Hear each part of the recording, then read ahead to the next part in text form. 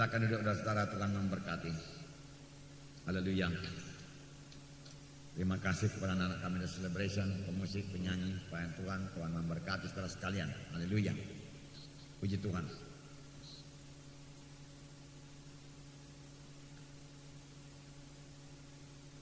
Pujilah Tuhan, saudara-saudara. Pada rahmat dan kemurahan Tuhan, kita telah menyelesaikan sebagian besar daripada Natal-Natal kita. Natal-Natal KKR wilayah. Mulai daripada pada tanggal 1 yang lalu, 1 Desember, Natal Jalan Sumatera, Tuhan memberikan kemenangan, Tuhan menyatakan kuasanya jalan tiap-tiap kebaktian. Sampai Natal-Natal di wilayah-wilayah yang lain, dan nanti wilayah yang terakhir setelah wilayah Medan, Sungal.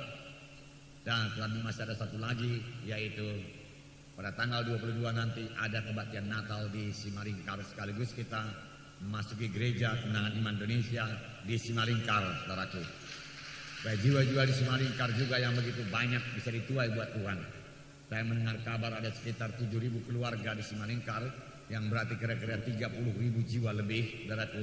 Mereka perlu dimenangkan buat kerajaan sorga. Oleh sebab itu saudaraku berdoa untuk Simalingkar, supaya jiwa-jiwa di sana boleh mengenal Yesus sebagai Tuhan dan Juru Selamatnya. Berdoa dengan hati yang mengasihi mereka, Tuhan, saudaraku. Sebab di luar Tuhan Yesus mereka itu terhilang. Hanyalah Tuhan Yesus jalan keselamatan satu-satunya, saudaraku.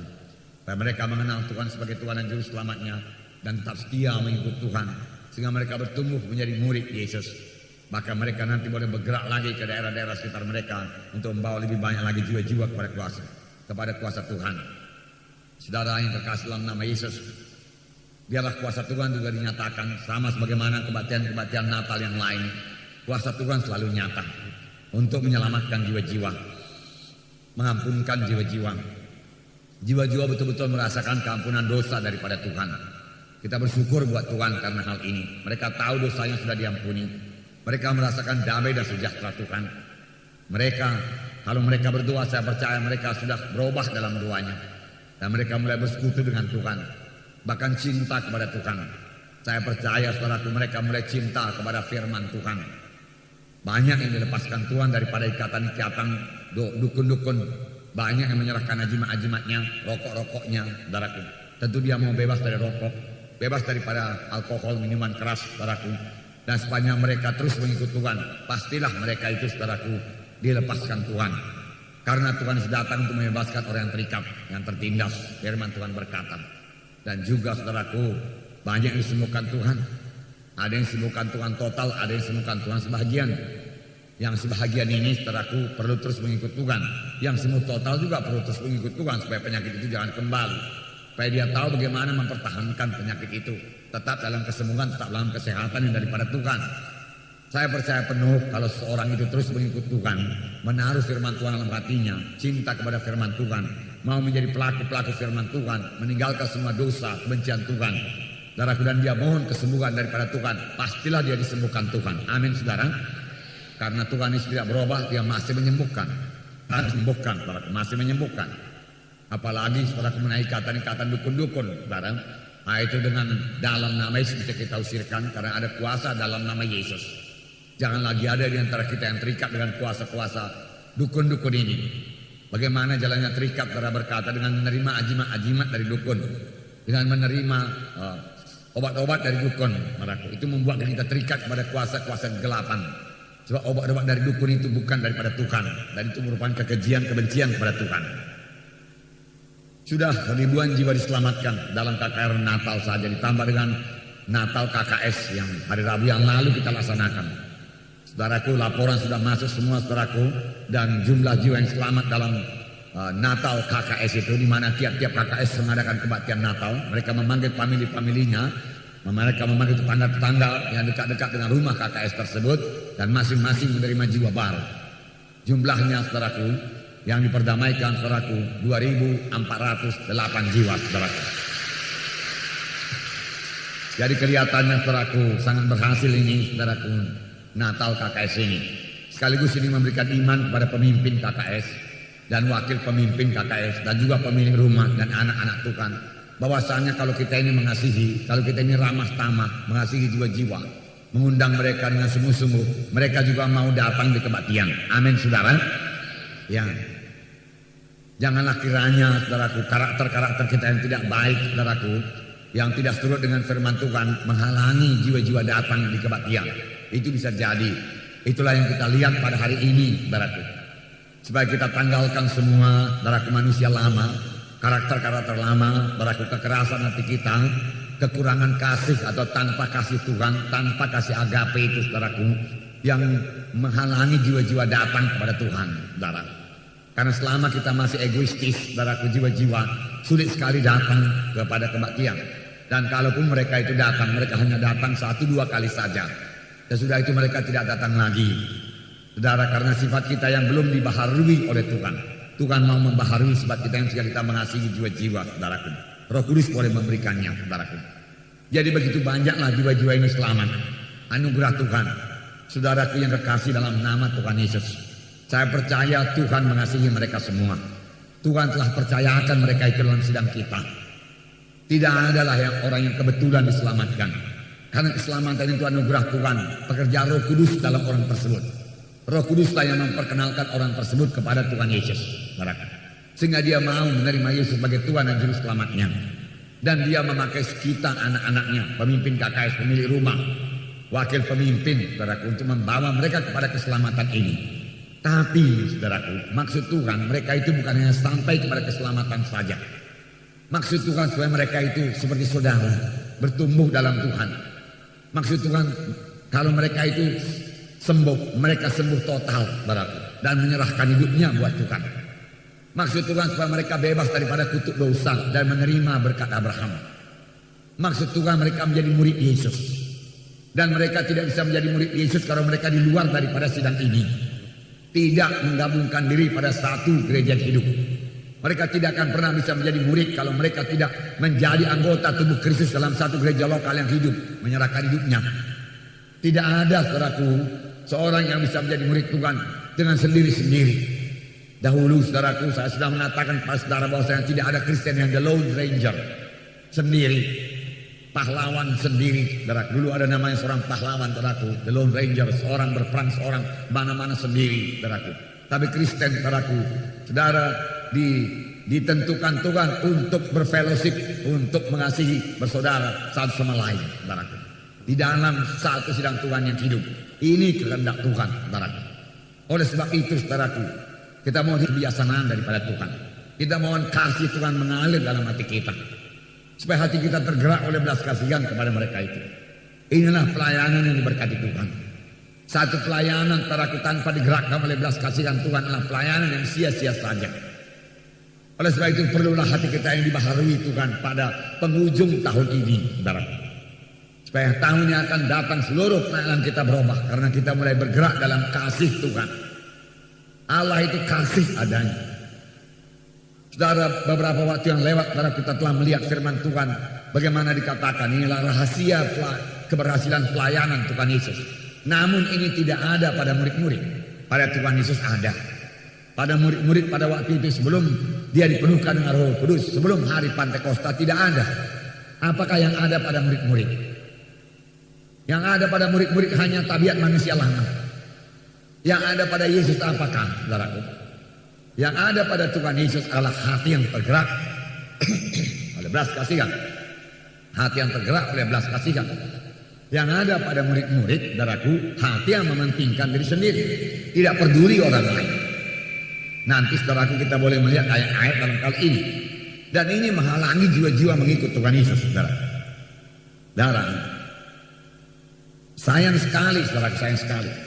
Sayanglah, saudaraku, jiwa-jiwa yang sudah datang, saudaraku, di KKR Natal kita, Natal KKS kita. Kita memperdamaikan mereka. Mereka mengaku Yesus sebagai Tuhan dan Juru Selamatnya. Mereka percaya dengan hati dan menerima sebagai Tuhan dan Juru Selamatnya. Kemudian, saudaraku, kita pimpin dia untuk bertobat, meninggalkan segala dosa, ajimat berhala, dan menerima Yesus masuk dalam hatinya. Firman Tuhan berkata mereka itu selamat betul-betul. Mereka itu lahir baru jadi anak-anak Tuhan. Sudah jadi anak-anak Tuhan. Namun mereka masih bayi-bayi rohani. Belum bertumbuh menjadi dewasa, saudaraku. Mereka menyerahkan ajaran, mereka menyerahkan rokoknya ke depan. Ini tanda dia percaya, tanda dia percaya. Tetapi dia masih kurang pengertian. Kurang pengertian. Siapakah yang membimbing mereka? Tidak lain antara kita lah itu, saudara. Banyak jiwa-jiwa dikirimkan Tuhan dalam sidang kita ini. Saudaraku sangat percaya kepada firman Tuhan. Saudaraku, biarlah saudara kita menolong kepercayaan mereka itu supaya jangan bimbang mereka itu. Diceritakan kepada saya ini mengenai kebaktian Jalan Sumatera. Tidak usah heran saudaraku akan pendapat mereka, karena mereka bukan daripada agama Kristen tradisi. Mereka datang kebanyakan daripada latar belakang agama Buddha. Jadi waktu berjamuan suci, jadi dibagikanlah saudaraku roti dan anggur. Saudara yang kekasih dalam nama Yesus, lalu dikatakan makanlah rotinya, inilah tubuh Kristus, inilah tubuh Kristus, membawa berkat bagi kamu. Lalu saudaraku dikatakan ini darah Yesus, minumlah, membawa kehidupan bagimu. Saudaraku, satu orang dari anggota kita di sana, seorang wanita kaum ibu, saudaraku tidak mau minum anggur ini, saudaraku. Saudara, dia simpan sampai selesai kebaktian. Lalu dilayani oleh anak Tuhan yang di sana. Loh, kenapa ini air anggur yang tidak minum? Saudaraku, dia pegang air anggur itu dan dia berkata, ini kan darah Yesus, dia katakan. Dan saya sudah darah tinggi, dia katakan. Nah, tidak bisa lagi tambah darah Yesus. Nanti darah saya jadi tambah tinggi lagi. Nah, apalagi ini darah Yesus punya kuasa. Kuat ini darah Yesus.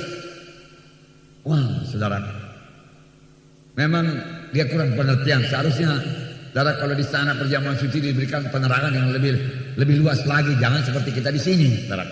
Ya, katakanlah kepadanya, ini darah Yesus, tetapi ini menyembuhkan darah tinggi, gitu.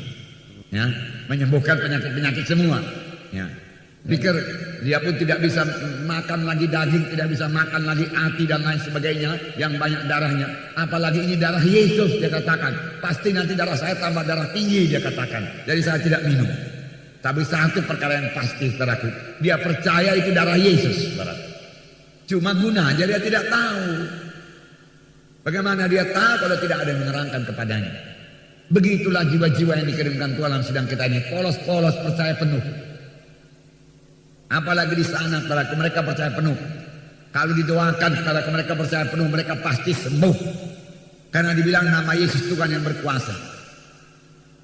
Nah, saudaraku, ini juga saya minta kepada saudara supaya didoakanlah suku Chinese ini, saudaraku. Karena saudaraku, mereka sekarang, saudaraku, sudah kurang percaya kepada kelentengnya, saudara. Selama ini mereka menyembah-nyembah di kelenteng, saudaraku, dijarah juga, saudara. Ya, dirampok juga. Oleh sebab itu sekarang mereka ini mencari.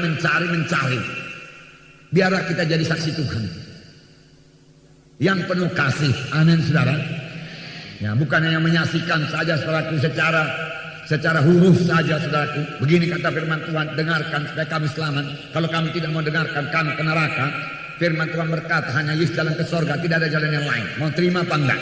Kalau mau terima saya doakan, tidak mau terima habis berkara. Betul itu semua firman Tuhan, betul, saudaraku. Dan kadang-kadang, saudaraku, di bawah urapan Roh Kudus yang kuat kita bisa berkata demikian. Tetapi terlebih dahulu kita harus mengasihi mereka. Mengasihi mereka dan memiliki hikmat untuk bersaksi kepada mereka, saudaraku. Apalagi kepada kita, saudaraku, dari pribumi ini, saudaraku. Agak sulit memang bersaksi kepada mereka itu. Agak sulit komunikasi kepada mereka itu. Tapi saya katakanlah kepada saudara, sekali dia percaya kepada saudara, dia percaya penuh kepada saudara. Dan dia akan mendengar apa saja yang saudara katakan, apa saja yang saudara ajarkan saudara. Bahkan dia sangat hormat kepada saudara. Oleh sebab itu, saudaraku, yang lemah lembutlah, saudaraku, mengasihilah, saudaraku.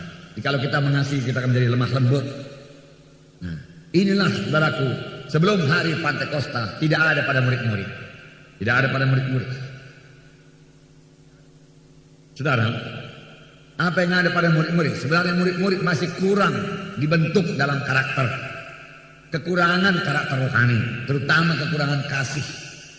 Jadi pada murid-murid. Dan ini menghalangi jiwa-jiwa datang pada Tuhan Yesus. Padahal, saudaraku, Tuhan Yesus mengadakan ribuan tanda ajaib dan mujizat. Pengajaran Yesus sangat diurapi dan sangat berkuasa. Tuhan sendiri penuh kasih, hatinya tergerak oleh belas kasihan melihat jiwa-jiwa.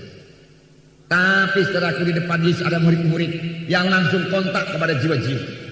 Dan murid-murid yang kontak kepada jiwa-jiwa ini, saudaraku, tidak memiliki kasih sebagaimana yang ada pada Yesus. Mereka sangat mementingkan diri mereka sendiri. Oleh sebab itu, saudaraku, pengikut Tuhan Yesus sangatlah minimnya. Begitu banyak tanda ajaib, tanda mujizat diadakan oleh Tuhan Yesus yang mengikut Yesus pada waktu Tuhan naik ke sorga. Inilah dia yang betul-betul, saudaraku, percaya kepada Tuhan Yesus itu Mesias, adanya anak Allah, adanya turun ke dunia menjadi manusia untuk menyelamatkan manusia. Dan tidak ada jalan lain, hanya Yesus saja. Hanya 120 orang murid saja. 120 orang dalam pelayanan Tuhan Yesus yang 3,5 tahun lamanya disertai dengan begitu banyak tanda ajaib mujizat, pengajaran yang sangat berkuasa dan urapan, sehingga ahli-ahli Taurat pun mengakui dia mengajar dengan kuasa lain sekali daripada ahli-ahli Taurat. Urapan luar biasa, kasih luar biasa, tapi hasilnya 120 jiwa saja. Beberapa contoh kita lihat dalam buku Markus. Seorang yang sakit kusta berseru kepada Tuhan Yesus, kalau engkau mau Tuhan, kau sanggup menyembuhkan aku. Hati Yesus tergerak. Hati Yesus ini tidak berubah. Sampai sekarang hati Tuhan Yesus tergerak oleh belas kasihan melihat orang yang sakit. Saudaraku, iman saya lebih teguh, saudaraku, bersandar kepada Tuhan waktu berdoa bahwa orang sakit daripada iman saya sendiri kadang-kadang. Saya tahu Yesus mengasihi orang sakit itu. Saya tahu hati Yesus tergerak untuk menyembuhkan dia. Tuhan, aku meletakkan tangan kepadanya, aku juga meletakkan dengan kasih. Aku mau dia sembuh, Tuhan. Oleh sebab itu, berilah rahmat dan kemurahan Tuhan berlaku. Dalam nama Yesus terima kesembuhan. Dan orang itu merasakan kuasa Tuhan menjamah dia. Karena hati Yesus yang lebih mengasihi dia daripada hati saya mengasihi orang tersebut. Namun saya pun kalau saya mau berhasil dalam doa kesembuhan, saya harus mengasihi. Saudara juga kalau saudara mau berhasil dalam doa kesembuhan, saudara harus mengasihi. Hati yang tergerak oleh belas kasihan. Yesus mengulurkan tangannya, sembuhlah orang kusta itu. Kalau saudara perhatikan orang kusta, perhatikan di pinggir jalan itu, saudara. Jari-jarinya yang sudah kaku lah, saudaraku, yang putuslah, saudara. Ya. Payah berjalan, bopeng-bopeng mukanya itu, saudara. Disembuhkan Tuhan, saudaraku. Berarti dia normal kembali. Tidak kaku lagi, saudara. Luar biasa kuasa Tuhan. Itu kuasa Roh Kudus yang membawa kehidupan. Dan saya percaya kuasa Roh Kudus ini masih bekerja, amin, saudara. Dia belum berhenti bekerja, dia masih bekerja. Sampai sekarang ini belum ditarik itu kuasa Roh Kudus. Nanti waktu kita ke sorga, waktu Tuhan datang, ditarik kuasa Roh Kudus dari bumi ini. Maka bumi akan menjadi bumi yang sejahat-jahatnya. Manusia akan melampiaskan semua hawa nafsu. Karena nggak ada lagi yang menahan. Ketika yang menahannya itu diangkat, oh, saudara, luar biasalah kejadian dalam dunia ini, kejahatan. Oleh sebab itu maunya kita tidak di situ lagi. Dalam Markus pasal 2 kita melihat seorang waktu Tuhan mengajar di Kapernaum, seorang yang kusta, orang yang lumpuh, memanjat atap, membuka atap di depan Yesus lalu mengurung orang sakit ke bawah. Hai anakku, dosamu sudah diampuni. Ahli-ahli Taurat berpikir, ahli Taurat juga tidak memiliki kasih. Dia memiliki teologi, dia memiliki pengetahuan, bahkan dia ahli politik, tetapi kasihnya nggak ada. Siapa otak orang ini? Mengapa dia menyembuhkan pada hari Sabat? Siapakah orang ini? Jika dia bisa menyembuhkan, jika dia bisa mengampuni dosa, bukankah hanya Allah saja yang bisa mengampuni dosa? Wah, saudara, kritik tanpa kasih. Tetapi Tuhan Yesus berkata, manakala lebih mudah mengatakan kepada orang ini, dosamu sudah diampuni, atau mengatakan, bangkitlah engkau, angkat tempat tidurmu dan berjalan. Tapi setelah engkau mengetahui anak manusia di dunia ini berkuasa mengampuni dosa, aku berkata kepadamu, bangkitlah engkau, angkat tempat tidurmu dan pulang ke rumahmu. Orang itu bangkit, dia angkat tempat tidurnya dan dia pulang ke rumahnya dan dia sembuh. Dan dia sembuh. Mujizat demi mujizat dilihat oleh orang sekalian. Saudara, tentu yang berkumpul di lebih dari 120 orang.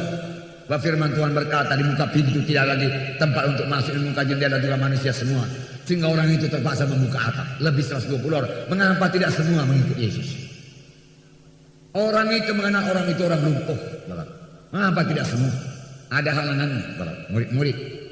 Kekurangan karakter, kekurangan kasih, kurang dalam pelayanan, mementingkan diri sendiri, tidak peduli orang lain. Sayanglah murid-muridnya seperti ini, saudara. Tetapi itu terjadi sebelum Roh Kudus diberikan. Mereka berubah setelah Roh Kudus diberikan. Dan orang setanan di Gadara dilepaskan. Sangat berkuasa pelayanan Tuhan Yesus. 2000 setan dilepaskan dengan segera. Dengan satu perkataan. Suruhlah kami kepada babi-babi itu. Tuhan, oh, pergilah engkau, dia katakan, pergilah engkau. Lalu babi-babi itu menenggelamkan dirinya ke dalam laut. Seorang perempuan yang sakit 12 tahun disembuhkan oleh Tuhan Yesus. Mujizat Tuhan terjadi. Dan murid-murid yang mendengar, orang banyak mendengar. Siapakah yang menjamah jubahku? Tuhan Yesus berkata, Tuhan, begini banyak orang dekat engkau, engkau pasti bertanya siapa yang menjamah engkau. Banyaklah Tuhan. Tetapi ada satu orang yang menjamah aku, lain daripada yang lain. Orang itu menjamah aku dengan iman. Dia melihat dirinya sembuh. Dia percaya sembuh, dia sembuh, dan dia memang sudah sembuh. Siapakah itu? Akulah dia, Tuhan. Perempuan yang sakit 12 tahun ini berkata, 12 tahun aku sakit, Tuhan. Habis semua uangku untuk berobat. Tapi aku mendengar berita-berita tentang Engkau, Tuhan. Aku percaya, Tuhan. Aku percaya, Tuhan. Aku percaya aku sembuh, Tuhan. Aku percaya. Walaupun sudah 12 tahun aku sakit, aku percaya aku sembuh. Aku, Tuhan, sembuh. Kalau ku jamah saja jubahmu, aku sembuh, Tuhan, sembuh. Lalu dia jamah jubah Tuhan Yesus. Pada ketika itu kuasa keluar dari Tuhan Yesus. Dan Tuhan tidak marah. Tuhan Yesus berkata, hai anakku, imanmu telah menyembuhkan engkau. Hai anakku, imanmu telah menyelamatkan engkau. Tetaplah sembuh daripada penyakitmu. Hai anakku, imanmu telah menyembuhkan engkau. Iman, iman, iman. Iman saudara menyembuhkan saudara. Iman saudara menyelamatkan saudara. Ya. Sama sebagaimana imanmu jadi padamu. Saudara lihat, saudara ditimpa oleh penyakit, punya iman buat sembuh. Saudara datang di kebaktian yang bukan kebaktian biasa, yang bukan kebaktian tradisi. Kuasa Tuhan selalu hadir di sini. Oleh sebab itu dalam tiap-tiap kebaktian selalu ada altar call. Saudara, tiap-tiap jiwa boleh merasakan kuasa Tuhan, boleh bersekutu dengan Tuhan, boleh jumpa dengan Tuhan. Dan saya pun sangat minta kepada saudara supaya saudara itu punya persekutuan yang lebih intim lagi dengan Tuhan selalu. Tiap hari lebih intim. Ini sudah akhir tahun. Kalau hari-hari yang lalu dalam tahun ini pada kurang intim, mulai hari ini lebih intim lagi dengan Tuhan. Lebih jatuh cinta lagi kepada Tuhan Yesus. Yesus selalu menunggu saudara. Dia mengasihi saudara. Saya tahu saudara, Tuhan menunggu saya di pagi hari untuk berdoa. Saya tidak mau kecewakan Tuhan Yesus saudara. Saya penuh dengan Roh Kudus berdoa. Pagi hari saya bahasa roh dengan Tuhan. Saudara, saya mengatakan rahasia. Saya tidak mau diganggu oleh hal yang lain. Itulah kekuatan saya, itulah kehidupan saya. Itulah urapan saya, itulah kasih saya.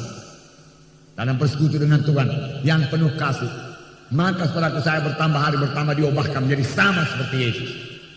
Terlebih dalam hal kasih juga, saudara. Dalam hal kuasa juga tentunya. Demikian juga saudara.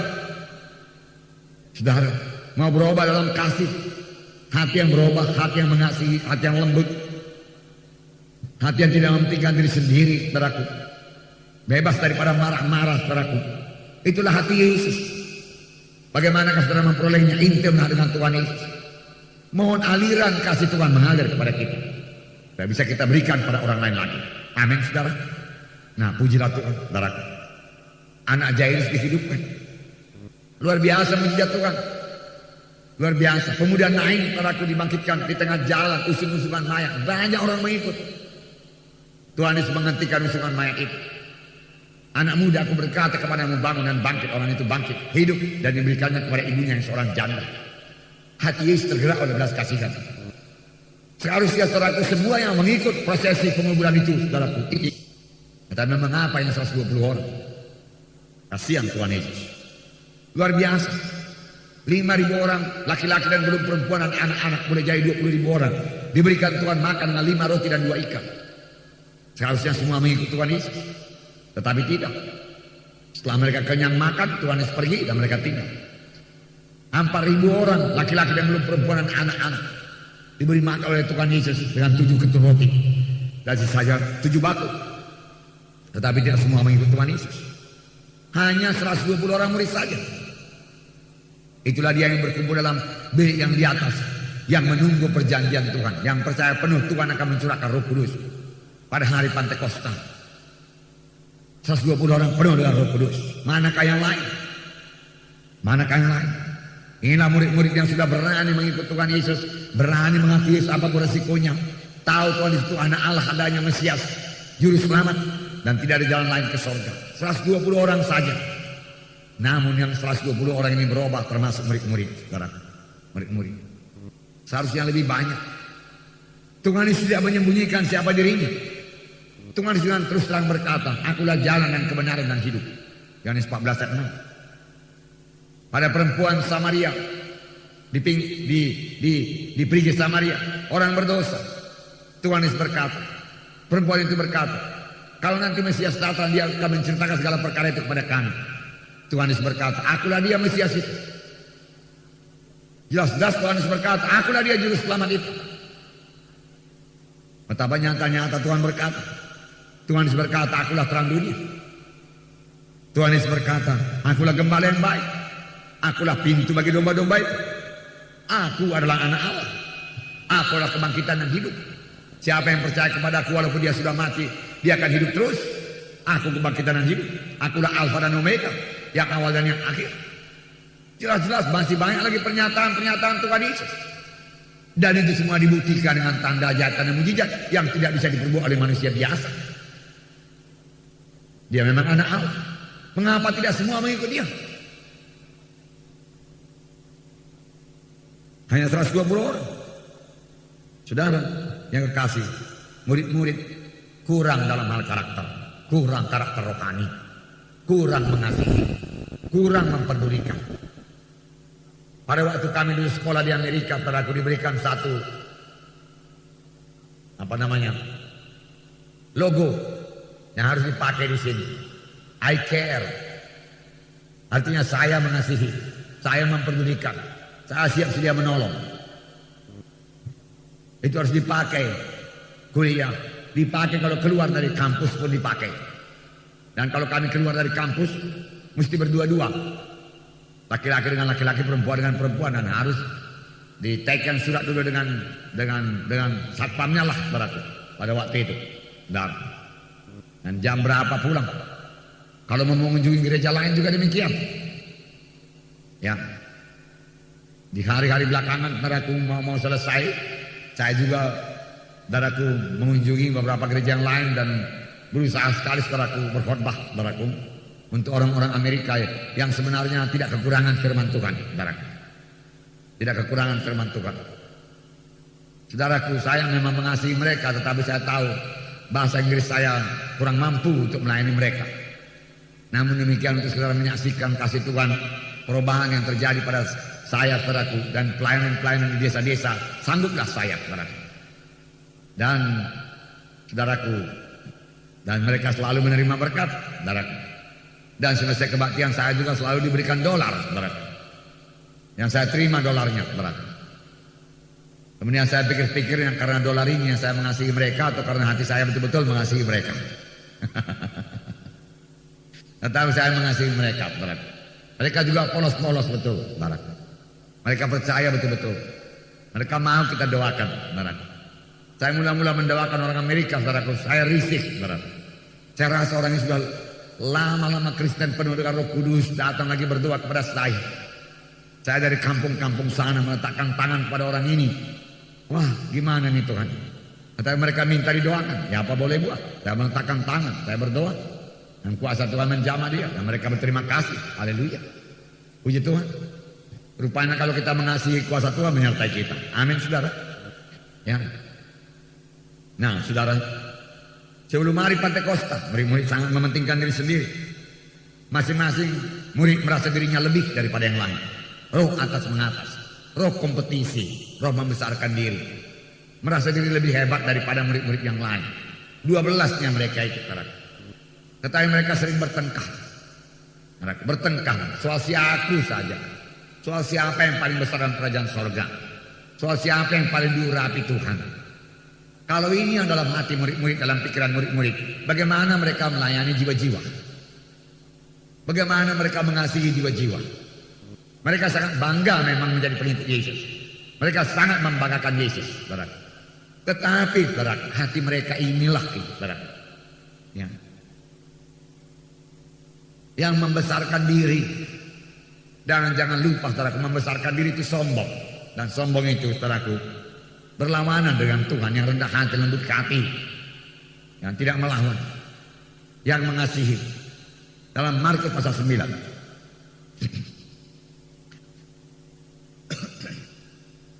Markus pasal 9 ayat 34. Saya membacakan pada saudara. Ayat 33. Tetapi kemudian tibalah Yesus dan murid-muridnya di Kapernaum. Ketika Yesus sudah di rumah, ia bertanya kepada murid-muridnya, apakah yang kamu perbincangkan tadi di tengah jalan? Tetapi mereka diam, sebab di tengah jalan tadi mereka mempertengkarkan siapa yang terbesar di antara mereka. Lalu Yesus duduk dan memanggil ke-12 murid itu, katanya kepada mereka, jika seseorang ingin menjadi yang terdahulu, hendaklah ia menjadi yang terakhir dari semuanya dan pelayan dari semuanya. Maka Yesus mengambil seorang anak kecil dan menempatkannya di tengah-tengah mereka. Kemudian dia memeluk anak itu dan berkata, menyambut anak seperti ini dalam namaku, ia menyambut aku. Dan barang siapa menyambut aku, bukan aku yang disambutnya, tapi dia yang mengutus aku. Dia menyambut Bapa. Murid-murid saudaraku bertengkar di tengah jalan. Rupanya di tengah jalan pun dia tidak memikirkan jiwa-jiwa. Di tengah jalan saudaraku dia tidak memikirkan siapa lagi yang perlu diselamatkan, siapa lagi yang perlu dengarkan Injil, siapa lagi perlu disembuhkan, dibebaskan daripada kuasa kegelapan. Kampung mana lagi akan kami injili? Tidak. Mereka mempersoalkan dirinya. Siapa yang terbesar di antara kita? Ayo. Siapa yang paling banyak mujizatnya? Ayo. Siapa yang paling diurapi Tuhan? Siapa yang paling dikasihi Tuhan Yesus? Aku, kata yang satu. Mana mungkin kau? Aku lebih dikasihi Tuhan Yesus. Aku lebih dekat kepada Tuhan Yesus. Aku yang terbesar dalam kerajaan sorga. Mereka percaya kerajaan sorga. Mereka percaya sorga. Dan mereka bertengkar membesarkan diri. Saudaraku, mereka perlu diubahkan. Kurang karakter rohani. Dan mereka tidak sadar bahwa saya dengan karakternya itu, mereka membuat jiwa-jiwa tidak bisa datang pada Yesus. Ini bisa terjadi pada anak-anak Tuhan. Kalau anak-anak Tuhan padaku terlalu memikirkan kepentingan diri sendiri, bagaimana dia bisa melayani jiwa-jiwa? Saudaraku, jiwa-jiwa harus ada dalam hati dan pikiran kita senantiasa, dan kita mengasihi mereka, dan kita memikirkan yang baik bagi mereka itu. Apakah yang kuperbuat Tuhan supaya jiwa-jiwa ini menerima berkat, supaya jiwa-jiwa berubah hidupnya, supaya jiwa-jiwa lebih mengenal Engkau, penuh dengan Roh Kudus dan mengasihi. Apakah yang kuperbuat Tuhan supaya jiwa-jiwa ini sampai kepada maksud dan sampai kepada kehendak-Mu Tuhan? Apa yang kuperbuat Tuhan supaya jiwa ini sembuh daripada penyakitnya? Dia betul-betul melepaskan dukun-dukunnya dan percaya penuh kepadamu. Saudara, itulah pelayanan yang bawa buah. Semua kita harus berbuah, berarti. Banyak di antara kita sudah dewasa. Biar kita jangan berpikir lagi sebagai murid-murid untuk membesarkan diri mengatas-atas yang lain. Saudara berkata, saya tidak pernah pun berpikir untuk mencari siapa yang terbesar dalam kerajaan sorga. Tetapi boleh jadi, saudaraku, ya, ada di antara saudara yang mau menjadi terbesar dalam gereja. Aku mau terkenal dalam gereja ini. Aku mau kedudukan dalam gereja ini. Aku mau dihormati dalam gereja ini. Aku mau dikenal orang dalam gereja ini. Bagi orang yang berkorban banyak. Bagi orang yang melayani banyak. Bagi orang yang paling pintar berkhotbah. Dan lain sebagainya. Saudara, itu bukanlah roh Yesus. Itu roh manusia. Yang perlu dikuburkan, ditanamkan. Dalam-dalam. Karena firman Tuhan berkata, kalau sebiji gandum tidak jatuh ke tanah dan mati, tinggalnya sebiji juga. Tapi kalau dia jatuh ke tanah dan mati, dia berbuah banyak. Selama ego kita ini, siaku kita ini membesarkan diri ini belum dikuburkan, kita tidak bisa memberi buah kepada Tuhan. Maka selama hati kita yang belum mengasihi, karena kita tidak bisa merasakan perasaan orang lain. Tapi kalau hati kita sudah mau melayani, lalu kita bicara dengan satu orang, lalu kita mulai bisa merasakan bagaimana perasaannya, apa persoalannya. Karena Roh Kudus menolong kita. Mengapa Roh Kudus memberitahu kepada kita? Karena kita sejalan dengan Roh Kudus.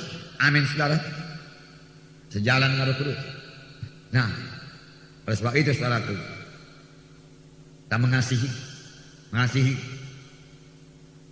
Kemudian dalam ayat 38, kata Yohanes kepada Yesus, Guru, kami lihat seorang yang bukan pengikut kita mengusir setan demi namamu.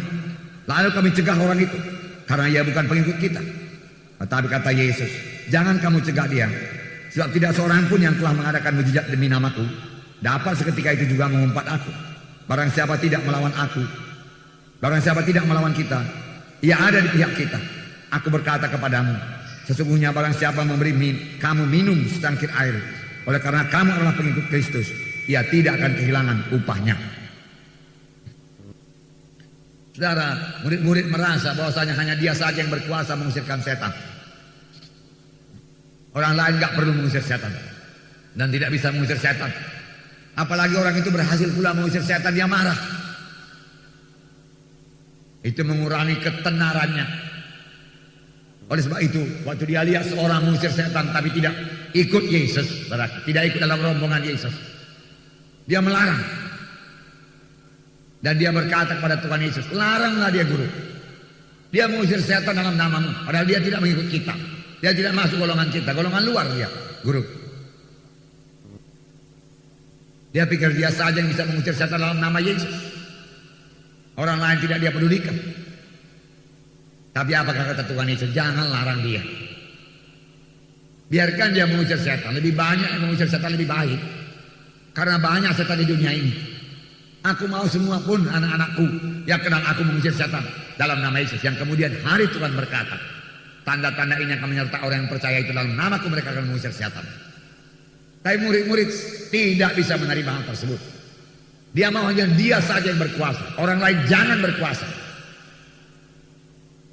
Dia mau supaya dia saja yang dikatakan orang hebat bisa mengusir setan. Wah, setan-setan juga bisa diusirnya, luar biasa dia itu murid Yesus.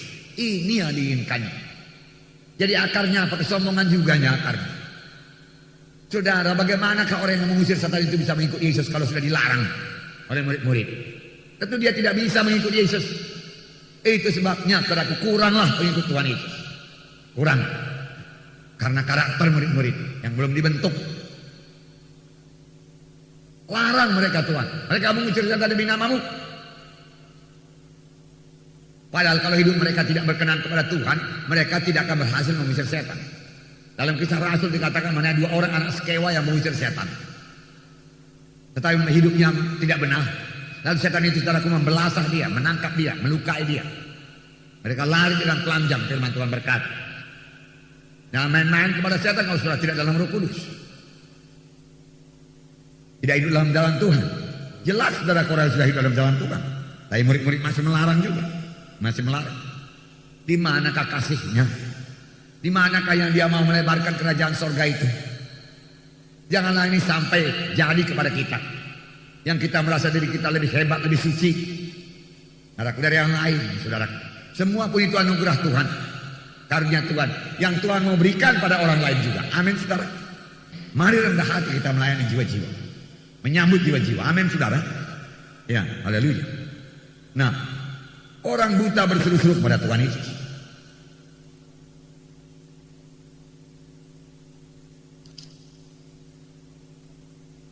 Lalu tibalah, ayat 46 Markus 10. Lalu tibalah Yesus dan murid-muridnya di Jeriko. Dan ketika Yesus keluar dari Jeriko bersama-sama dengan murid-muridnya, dan orang banyak berbondong-bondong, ada seorang pengemis buta bernama Bartimeus, anak Timeus, duduk di pinggir jalan. Ketika didengarnya bahwa itu adalah Yesus orang Nazaret, mulailah ia berseru, Yesus anak Daud, kasihanilah aku. Banyak orang menegur supaya ia diam, namun semakin keras ia berseru, anak Daud, kasihanilah aku. Yesus berhenti dan berkata, panggillah dia. Mereka memanggil orang buta itu dan berkata kepadanya, kuatkan hatimu, berdirilah, ia memanggil engkau. Lalu ia menanggalkan jubahnya, ia segera berdiri dan pergi mendapatkan Yesus. Dan disembuhkan Tuhan Yesus. Tuhan Yesus berkata 52, lalu kata Yesus kepadanya, pergilah, imanmu telah menyelamatkan engkau. Pada saat itu juga melihatlah ia, lalu ia mengikuti Yesus dalam perjalanannya. Saudaraku, apakah kata orang banyak yang mengikut Yesus? Apakah kata murid-murid Yesus? Diam pengemis buta. Tidak tahu kau yang lewat ini Tuhan Yesus? Dan kau hanya seorang buta saja, seorang pengemis. Kutuk dosa yang menimpa kau. Kalau tidak begitu besar kutuk dosamu, masakan kau buta? Udah buta jadi pengemis lagi, kotor. diam, jangan ganggu Tuhan Yesus, dia Mesias. Wah, saudara, ya tengking dosanya. Bukannya dia jatuh kasihan, padahal Tuhan Yesus datang untuk memberi penglihatan pada orang buta. Tapi saudara, hatinya jauh dari hati Yesus. Mengapa seharusnya murid-murid yang membawa orang buta itu kepada Tuhan Yesus? Tuhan, lihatlah Tuhan, bukan Engkau datang untuk melihat orang buta. Kasihankanlah ini Tuhan, kasihan pada orang buta ini Tuhan. Dari kecil dia buta Tuhan, dia kepingin melihat Engkau punya kuasa, tolonglah Tuhan, sembuhkan dia Tuhan. Tapi tidak demikian. Bukannya hatinya tergerak oleh belas kasihan, bukan. Hati Yesus yang tergerak oleh belas kasihan. Hati murid-murid tidak tergerak oleh belas kasihan. Biarlah ini kita perhatikan. Betapa jauhnya beda hati itu, hati kita, hati murid-murid dengan hati Tuhan Yesus. Saudara.